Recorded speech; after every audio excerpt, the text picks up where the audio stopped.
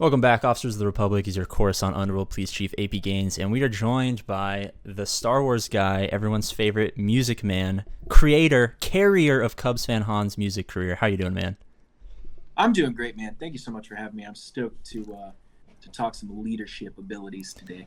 So am I. So lots of people are entering the game. Usually around January, February, March, we get a lot of new players into the game. So for you early and mid-game players, we're going to talk about 5 of the best leaderships that you guys have to get early to make sure that your roster is in a good spot, especially as you prepare for your first ever Grand Arena.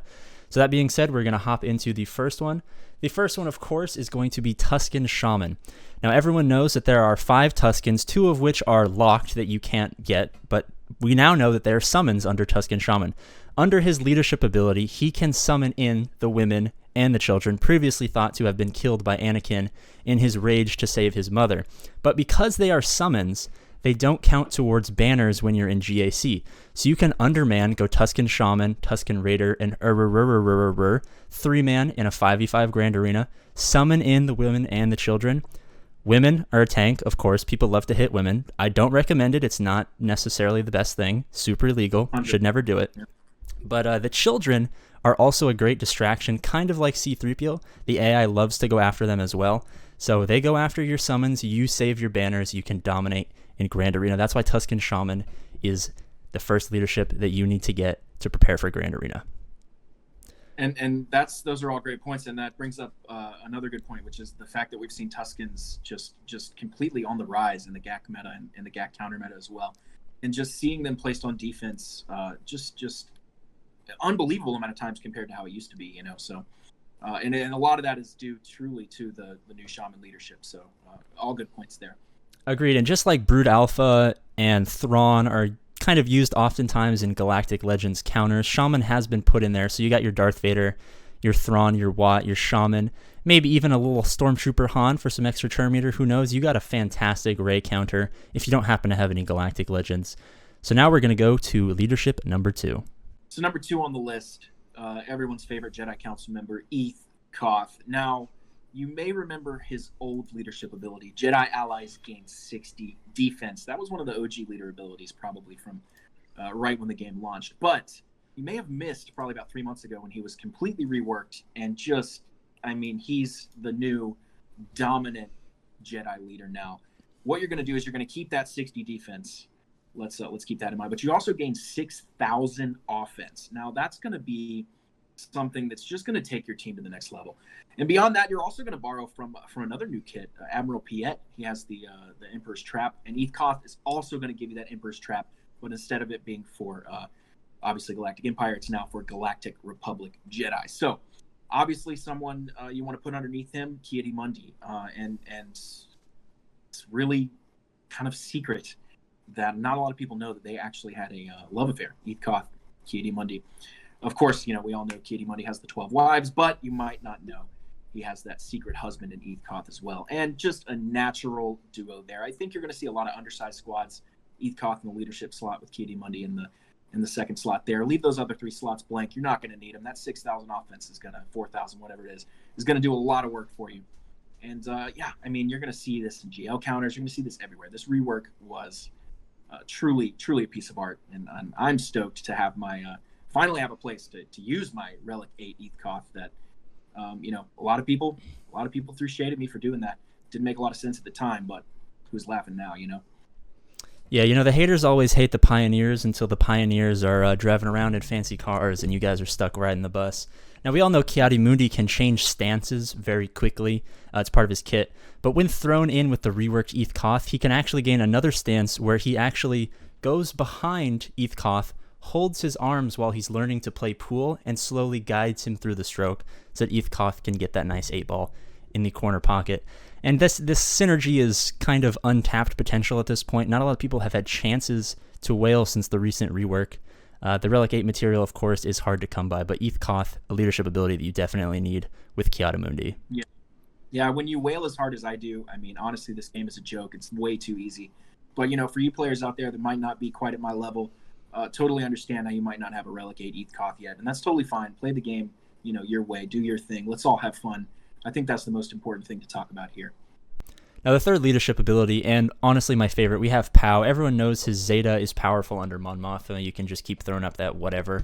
But with the new leadership Zeta, it allows Arnold to read and react to your comment in chat every single time you do it. So that's an important Zeta, because I know I see a lot of you guys in there and you saying, all hail the 69th Precinct, Embo lead, Snoke confirmed. If you guys want Arnold to actually read your comment in stream, you got to get this Pow leadership Zeta.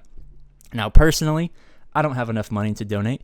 And, sometimes I'd be wanting the Grand Admiral to read my, I want him to read my comment. I want to feel special. So I throw this leadership Zeta on Pow, dominates in the chat. Not so good in terms of in-game play, but, this game can be boring sometimes. And you just need that extra little boost, build up your confidence. Any thoughts? No. Perfect. I don't think there's anything else that needs to be added to that. Pow's a valuable asset to any roster.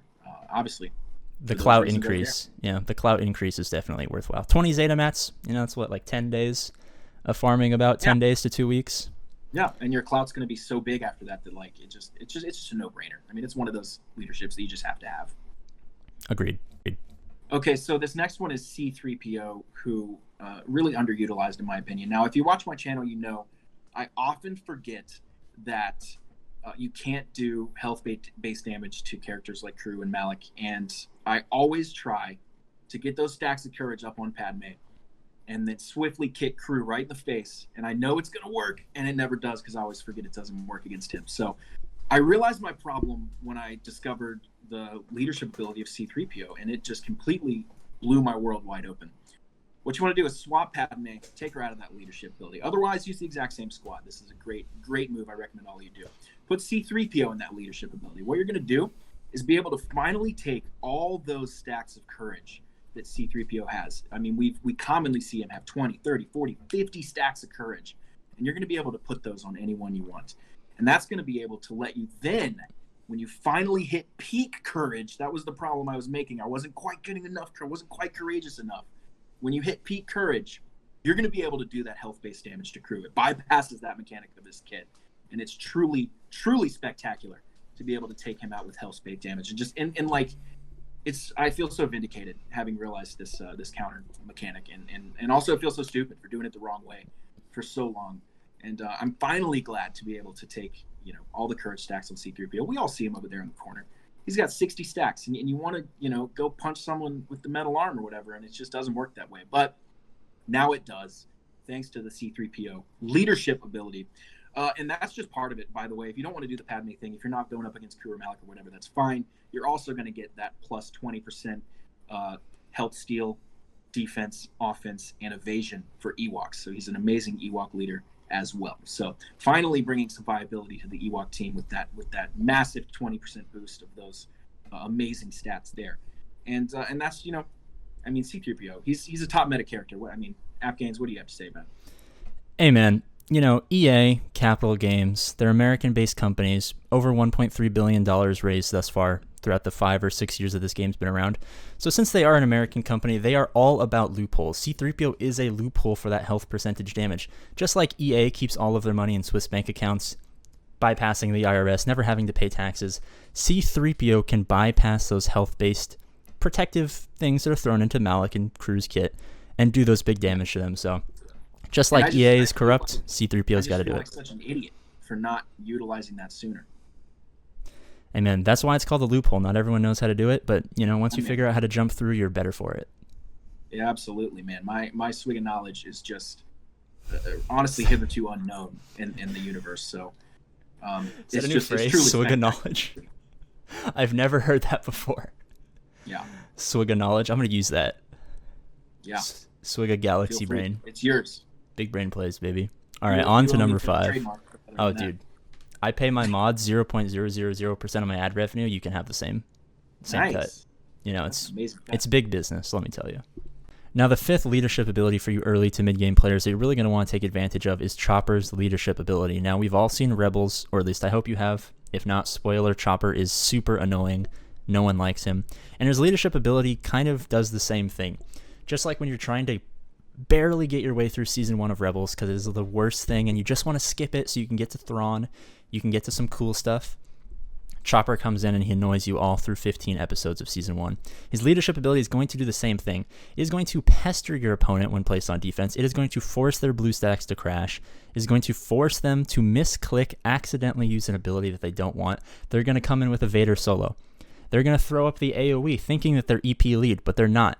And then you guys are going to come in there, you're going to get some dazes on them, you're going to get some assists, you're going to stun, and they're going to lose their Vader solo just because Chopper annoyed them so much that they lost their concentration. And that's why I think his leadership is super important, because early game defense is kind of hard to come by. People are going to rush their Darth Vaders, they're going to rush their Jedi Knight Anakins, they're this, they're that. They're going to dominate your defensive squad. But if you can pester them, you can get some crashes, you can get some misplays, you can recover some banners, maybe even get some holds, and that's going to help you get that much closer to dominating on the defensive side of Grand Arena. I was just about to say the same thing. I mean, such a great leadership ability, and let's not forget when you get to 10 stacks of pester, it's going to prevent you from being able to quit out of the game to avoid preloading turn meter. So they actually save the turn meter into the game, into the match itself. So when you put that thing in airplane mode and quit out of it, you come back in thinking you're starting fresh. No, sir. Chopper in the leader ability, I mean, he's going to be right there, right where he was. He's going to dominate you right out of the gate with all that preloaded turn meter, because first of all, he dominated you because he's an incredible leader, and then he's going to just continue to dominate you because you can't get rid of that preloaded turn meter. So Pester, an amazing mechanic that I love to see in the game. Amazing defensive team. Pester is a great mechanic, and a lot of people don't know this because no one really uses Sabine Wren for the Phoenix team. She is the sixth man out. She's the odd man out. But throwing in there her unique allows you to gain 1 stack of Pester for every Phoenix ally at the beginning of the turn. Gets you there quicker. Something to think about. I know she's not as viable maybe in not Territory Wars, Galactic Wars if you guys are really new to the game. But if you want to throw her on defense, that extra unique really does come in handy. Really, really going to throw a wrench in your opponent's plans, because they are, nobody sees this team, so they're not going to know what to do with it. Exactly. All right, guys, thanks for watching. Of course, check out his channel. I will link it in the description. I'm sure you guys all know his stuff. He's bigger than I am. Don't tell him, we're over here at the 69th Precinct. We're massive. Do you see these muscles, boys? Do you see how big we are? Might be a small YouTube channel, but an absolutely massive man I am. But go check out his channel. We're going to do a video over on his channel. I'm not sure when this video is going to come out, but if you haven't checked out the collab I did with him, make sure to go do that. Any closing words for the 69th Precinct? Maybe a meme you saw recently that they could go check out? I just have to say, honestly, long live Cup. That's all I have to say. Long may he reign. Long may he protect our stun guns from Cubs fan Han, that bastard.